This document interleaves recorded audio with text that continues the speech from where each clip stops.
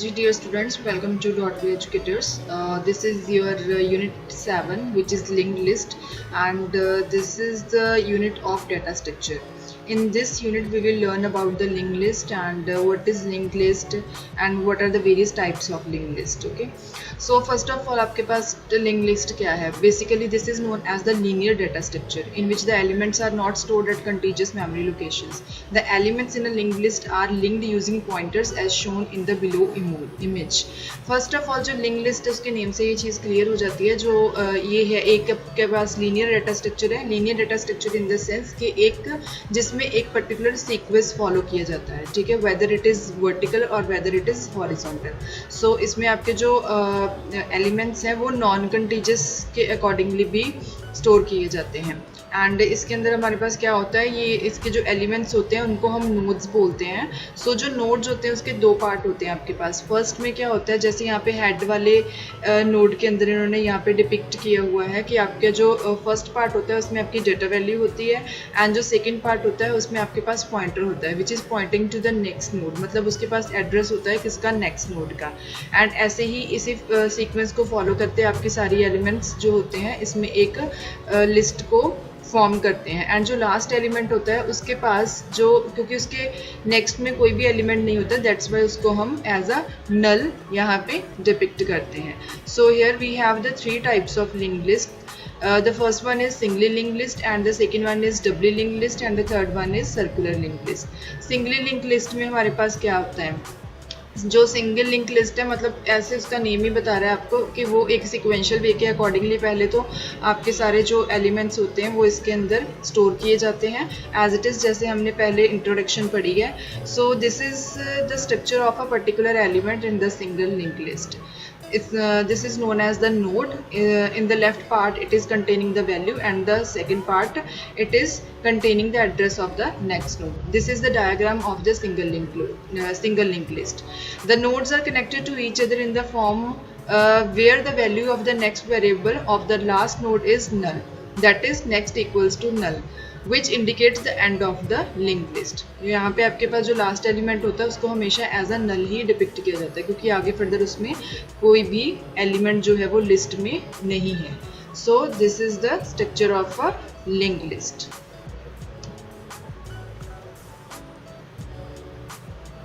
This is also another diagram of a single linked list. We can also define it by saying a single linked list is a concrete data structure consisting of a sequence of nodes.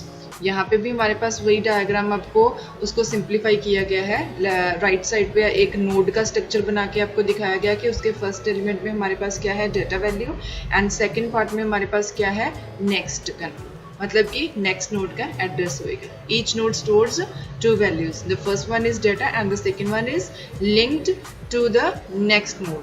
तो यहाँ पे आपके पास जितने भी elements हैं उनके दो part हैं. जो लास्ट वाला एलिमेंट है that is simplifying it and defining it by the null. So this is the singly linked list in the data structure.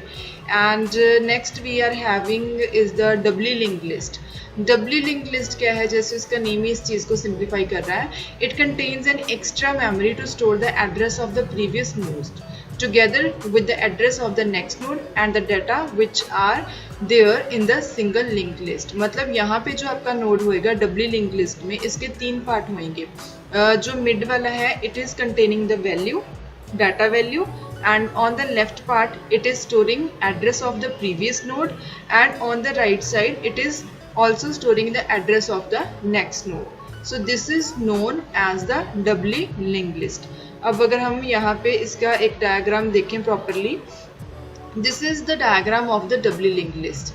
The nodes are connected to each other in the form where the first node has previous equals to null because उसके previous में और उसके previous में और उसकी left side में कोई भी एलिमेंट नहीं है, that's why it is depicted as a null. And the last node has the next equals to null because उसकी राइट साइड पे कोई एलिमेंट नहीं है, दैट्स वाई इनको हमने यहाँ पे क्या डिफाइन किया हुआ है, नल.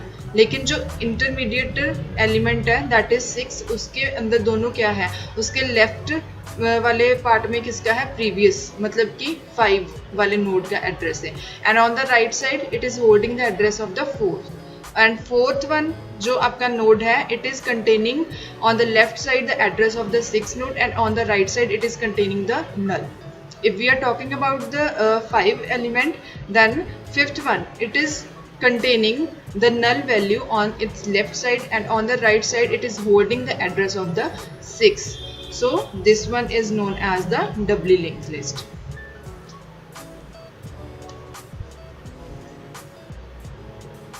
Or you can also define the doubly linked list in this form also. A doubly linked list with sentinels, header and trailer marking the ends of the list. An empty list would have these sentinels pointing to each other. We don't show the null previous pointer for the header, or do we show the null next pointer to the trailer? So this is also another diagram of the doubly linked list. इसमें भी वैसे ही आपको show किया गया है. Header is containing the address of the next node JFK. And JFK के पास आपके pass on the left side किसका एड्रेस है, प्रीवियस नोड का, which is header. And on the right side it is containing the address of the next node which is PBD. So in this manner this is formed the doubly linked list diagram. So it was the topic of the doubly linked list. And the next topic which we are having is the circular linked list.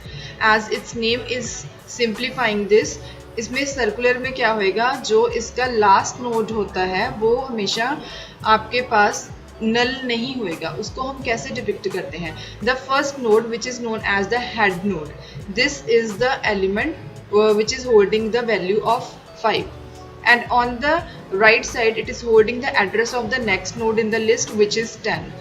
and अब 10 जो है it is holding the address of the element which is 15. So 15 is the last node in this list, and on the right side of the element, namely 15, it is holding the address of the head rather than defining its null, because यहाँ पे जो last element होता है वो कभी null as a null नहीं उसको हम depict करते, उसके पास किसका address होता है, head का. So it is holding the address of the head node in a circular form. So that's why we call it as a circular linked list. Or you can also define it in this manner too.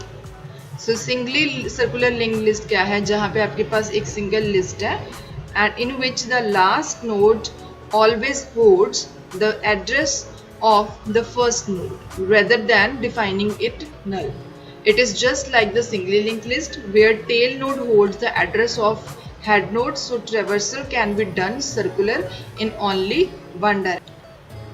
So the next topic in this unit is linked list node insertion. मतलब कि अगर आपने कोई new element add करना है, this is known as the insert operation.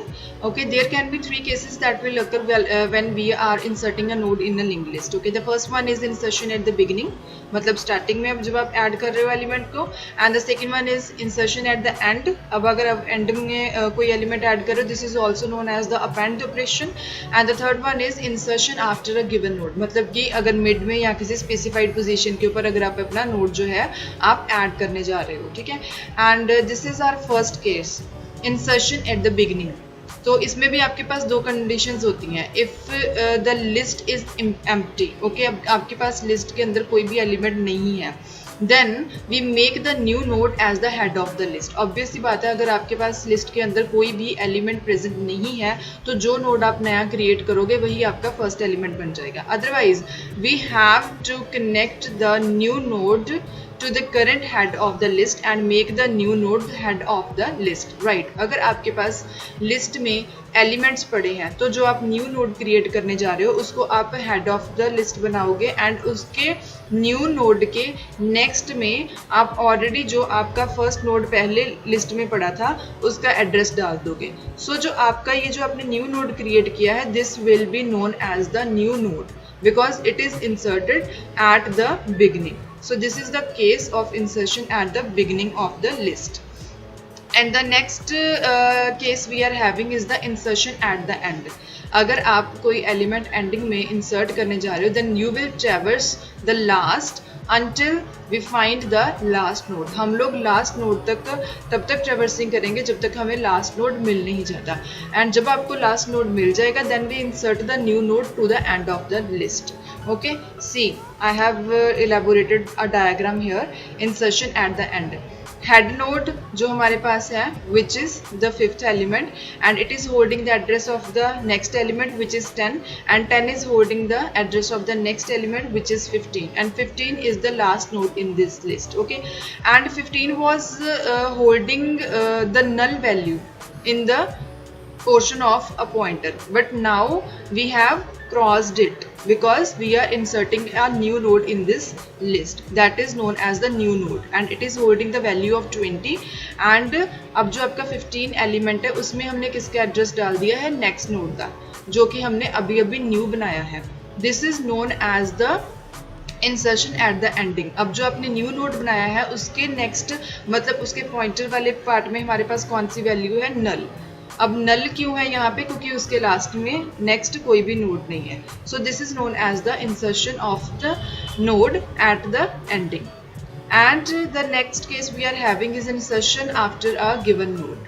ठीक है, we are given the reference to the node and the new node is inserted after the given node. मतलब एक स्पेसिफाइड पोजीशन के ऊपर अगर आप कोई एलिमेंट को इंसर्ट करने जा रहे हो so this is known as the insertion after a given node. अब इसमें क्या होएगा हमारे पास we are a head node we have a head node in this list which is the 5.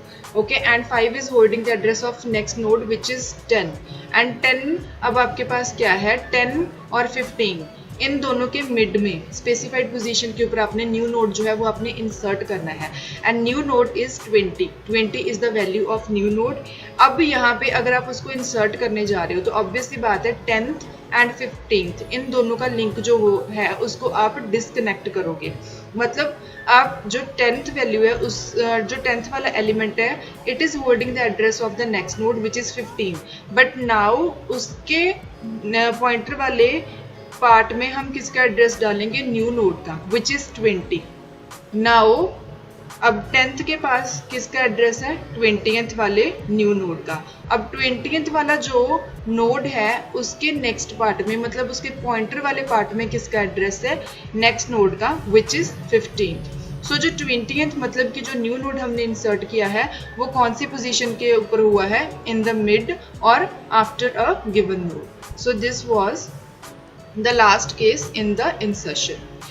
And link list node का अगर हमने deletion करना हो तो वहाँ पे हमारे पास क्या होएगा. To delete a node from a link list we need to do these steps.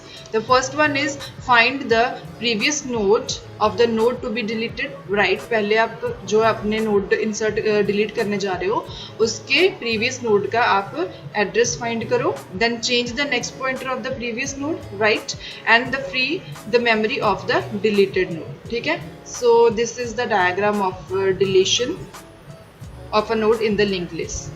तो यहाँ पे आपके पास हेड में कौन सा एलिमेंट पड़ा है 5th and 5th is holding the address of next node which is 10 and 10 is holding the address of next node which is 15th and 15 is holding the address of last element which is 20. So now there is 15 is the element and node which is going to be deleted. So यहाँ पे हमने 15th वाला जो element है उसके next का जो link था उसको हमने यहाँ पे क्रॉस किया है. मतलब 10th वाले एलिमेंट के नेक्स्ट वाले पार्ट में या पॉइंटर वाले पार्ट में हमने किसका एड्रेस मेंशन कर दिया है 20 का रेदर देन 15th. तो अब जो 10th है वो किसको डिपिक्ट कर रहा है या उसके पास किसका एड्रेस है या फिर वो किस एलिमेंट को पॉइंट कर रहा है 20th को. जो 15th है जो कि 10th का नेक्स्ट नोड था अब उसको हमने यहाँ पे डीएलोकेट कर दिया है मतलब उसकी मेमोरी डीएलोकेट हो गई है. So this node has been deleted from the list. Okay, this was the deletion case. So this was the end of this unit which was unit 7 linked list. Thank you.